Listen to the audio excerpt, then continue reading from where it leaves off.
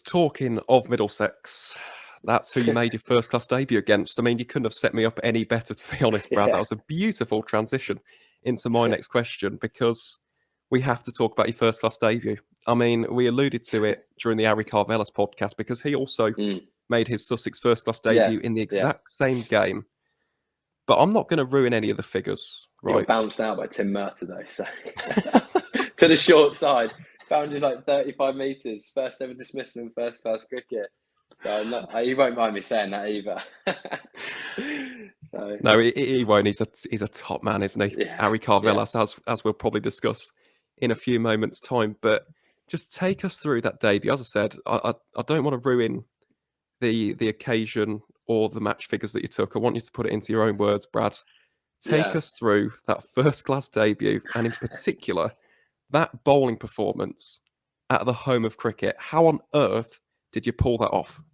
Honestly, I don't think it's even set in yet, but I'll sort of continue where I left off from. So after the Middlesex Twos game, Ash Wright came up to me and said, "Look, there's a chance that they might want you in the squad for the first team next week." I said, "Oh, that'd be great to run drinks on at Lords, that'd be fantastic to be in and around the county championship setup."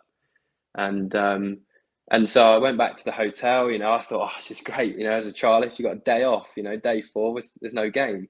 You get paid, you've taken a day off work, technically. So I go back to the hotel and I'm about to leave to go home thinking, I put my feet up, ready for club cricket at the weekend. And I get a call from Keith Greenfield at Sussex saying, what are your movements, sort of thing. I said, I'm just about to go home and, relax and, do what most normal people do. And he says, "Well, can you come to Hove tomorrow morning?" And so I was like, "Yeah, sure thing." And he's like, "We need to get you registered." I was like, "Oh, okay, you need to register a water boy, do you? Run the drinks on at Lords." And so I rocked up to Hove. They sort of spoke about everything and gave me a 1-month deal. And then the Lords game sort of came around a couple of days later. We had training. They said, "Oh, you're in the squad." And I thought, "Oh, this is fantastic." And I was looking at I think we had like a 14-man squad, looking at the squad thinking, am I going to play or not? Ari's probably going to play, he's ahead of me. And I think the balance of the side probably leaves me out. And there was always a thing of, at Lords, would it be like a real green seamer with Murtagh, Roland Jones, Bamber? I think they had Yadav as well. So, we did take enough seamers to go, maybe it is going to be a green seamer, but also have enough batters as well. So we had the balance aside, and then sort of and most people ask me, they're like, "When did you know?" I genuinely didn't know till like 10 o'clock Really? On the day. That late? Yeah, genuinely. I warmed up day 1 thinking, not sure. And Souls came up to me after I'd done my bowl throughs. He was like, "Go well today." And I was like, you wouldn't say go well to a water boy, would you? I mean, that means I'm playing.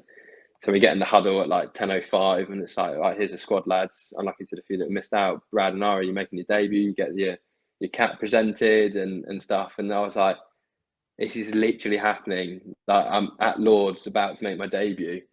And so from there, like, the heart's going. It's like, oh God. And there's not like the massive pressure of the crowd, but just the occasion to be playing in the county championship and to be playing at Lords, that alone is, enough for anyone. And it almost just didn't feel real. It felt like I was like playing in a charity game, like that I was playing against all these great cricketers and, at Lords and just doing like something for charity. And, it just didn't seem real at all. But yeah, we got to the toss anyway, and I was praying that we were batting first. So I don't know if people might remember, that was the day 1 and day 2 were the 2 days. It was like 40 degrees in London. That was like pretty historically hot. So the coin goes up. Murtagh wins the toss and says we'll have a bowl. And we're all like, this is fantastic. Day off in the shade in 45 degrees.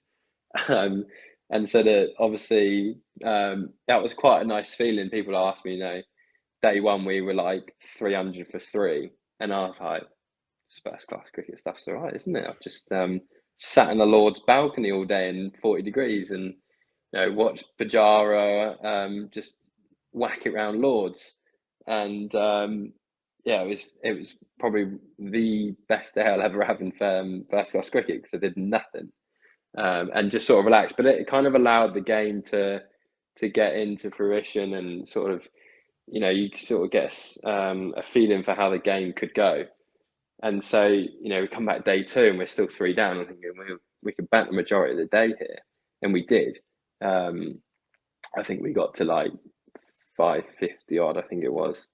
And obviously then we were bowled out. I was left stranded by Pajara. It was scandalous in my debut, so I think, yeah, we were bowled out, and we had like 20 to 30 overs at them on the night of day two. And I got told I was taking the new ball with Steve Finn, and being sort of the novice that I was, so it was still like, we spoke about the ends and obviously the slope at Lords, and I actually a lot of people speak obviously about bowling against the slope, and to obviously let the slope do some work, but also your natural skill come in and take it the other way. And so I bowled against the slope, but if you gave me the choice, you think, oh, just bowl the slope and absolutely boomerang them in. But obviously the smart choice was to go against it, and Finney's end was actually the pavilion end. So I ended up taking the nursery end with a new ball. And there's worse times to bowl when you've got 500 on the board. But I remember my first 5 overs that night were pretty average. I think I had a couple of shouts for LBW, but largely I missed my line that night. But luckily, obviously, it was only 20 overs, and so they started pretty well. I actually think they were like nearly 80 odd for none, maybe even 100 for none off like 30 overs. And so but we still came back. We had 450 leads still. We still had 500 on the board, and that's nice to come back to.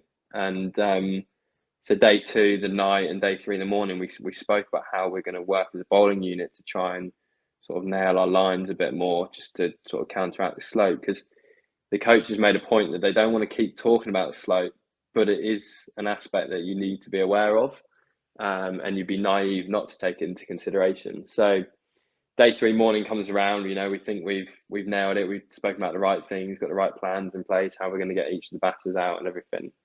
And it just sort of broke loose from there, really. It was just carnage that morning spell.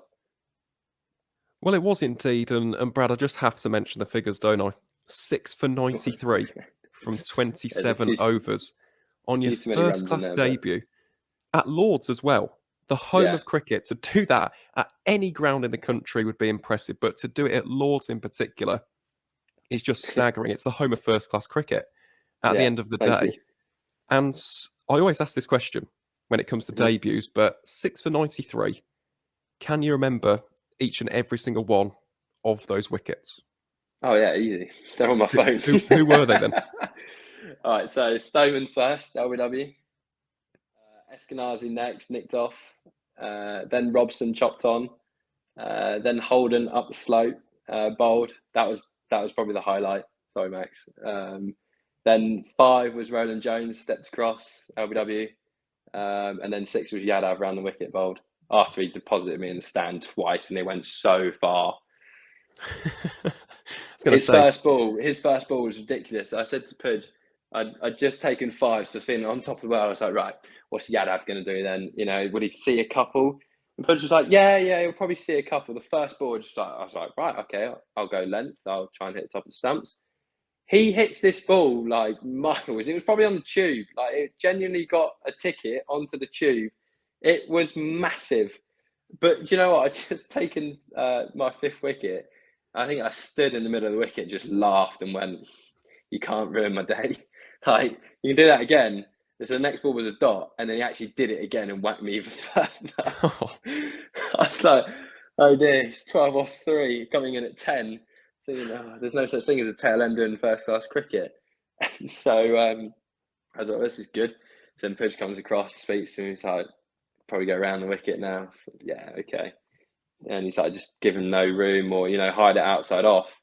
And end up bowling like a half volley, but it swung so much that he again was just swinging from the hip. They were just trying to get as close as they could to our score as quickly as they could.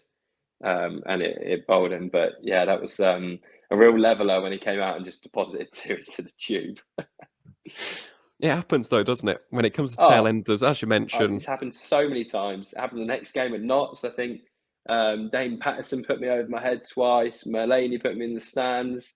I thought, oh God, this first class cricket's quite tough, isn't it? It certainly is. But then again, it's the standard, isn't it? And as a bowler, you're going to get whacked from time Yeah, to time. It yeah. just happens. It's part and parcel of the game. But aside from the 6 for 93, I must say, remarkable consistency with the bat as well. 0 not out from 7 balls in the first innings, Yeah. and 0 not out from 8 balls in the second. Yeah, Extraordinary. it's sometimes quite annoying coming in at 11. So I came in the first innings and Pujara was 200 still not out.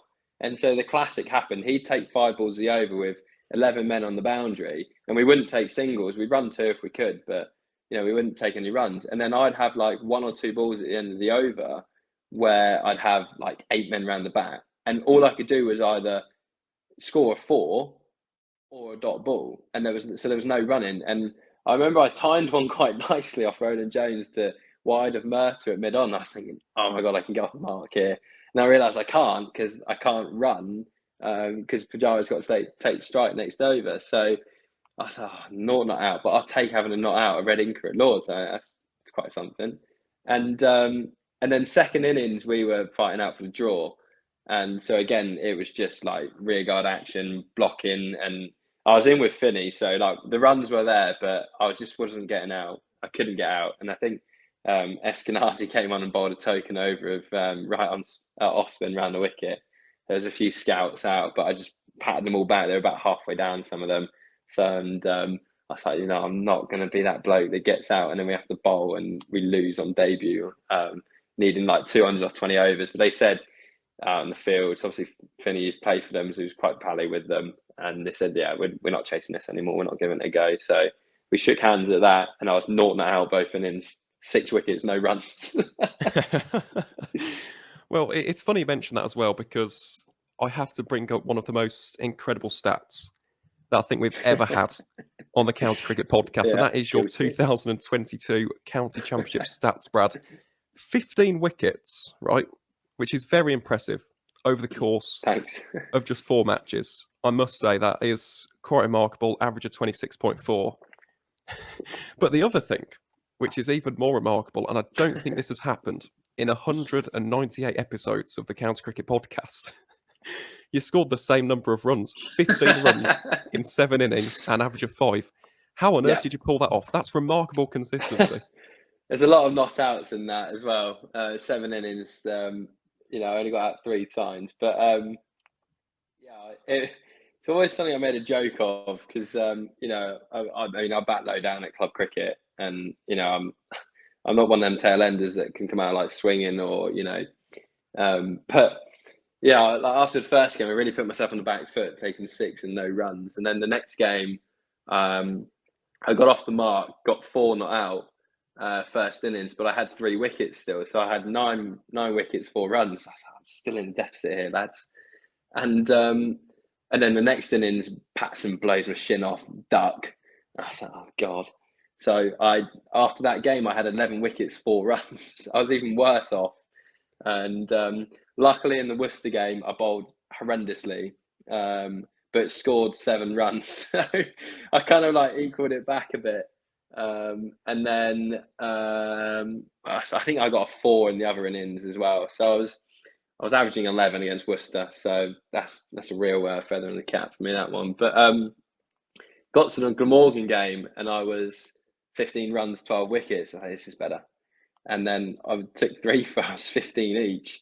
And the first innings, I shouldered arms to 1 and got given out. So I was 15 and 15 if we didn't bowl or bat again. And Sean Hunt put up some good action and got a career best whilst I was sat there with pads on, fully well knowing that I was 15 each. So just 1 not out, Sean. But shout out to Sean's career best against Glamorgan.